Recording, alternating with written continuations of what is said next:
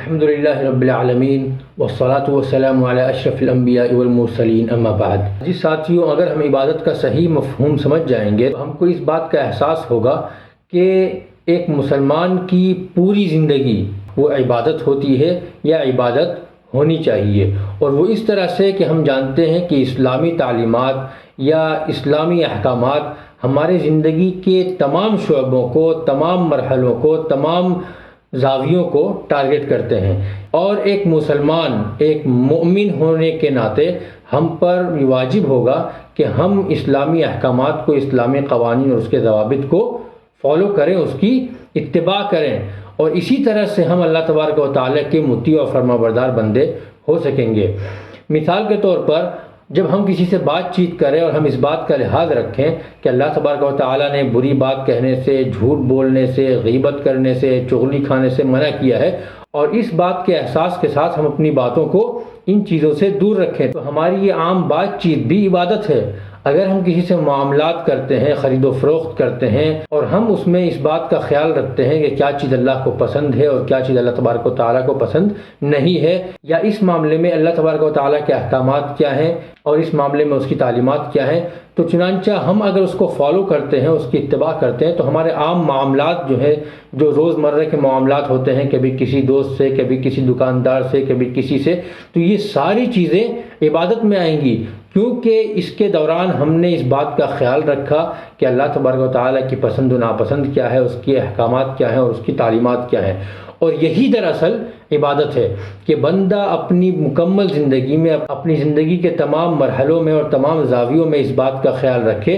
کہ اس بات میں یا اس کام میں اللہ تبارک و تعالیٰ کا حکم کیا ہے اور اس کی پسند و ناپسند کیا ہے۔ چنانچہ جب ہم اس طرح سے اپنی زندگی گزاریں گے تو ہم دیکھیں گے کہ ہمارا عام طور سے چلنا پھرنا، اٹھنا بیٹھنا، کھانا پینا، یہ ساری چیزیں جو ہے وہ عبادت میں آئیں گی، اور یہی عبادت کا صحیح اور حقیقی مفہوم ہے۔ کیونکہ ہم جب اسلام لے کر آتے ہیں، جب اسلام کا اقرار کرتے ہیں، جب ایمان کا اقرار کرتے ہیں، تو ہم اس بات کا عہد کرتے ہیں کہ ہم اپنی پوری زندگی اللہ تبارک و تعالیٰ کی اطاعت و فرما برداری کریں گے، اور جب ہم اپنی پوری زندگی اللہ تبارک و تعالیٰ کی اطاعت و فرما برداری کرتے ہیں تو ہماری پوری زندگی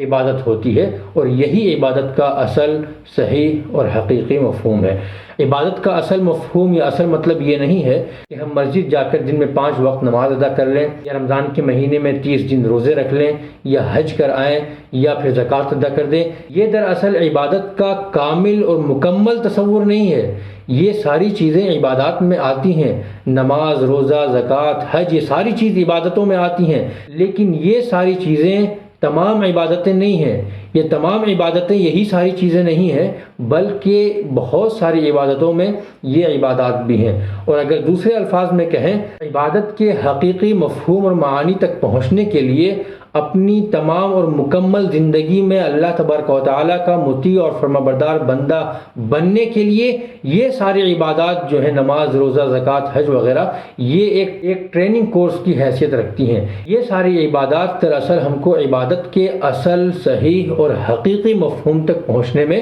ہماری مدد کرتی ہیں۔ تو عزیز ساتھیوں، یہ ہے عبادت کا صحیح اور حقیقی مفہوم۔ اللہ تبارک و تعالیٰ سے دعا ہے کہ وہ ہم کو صحیح طریقے سے عبادات ادا کرنے کی توفیق عطا فرمائے۔ پھر ملتے ہیں انشاءاللہ اگلی ویڈیو کے ساتھ، تب تک کے لیے خدا حافظ۔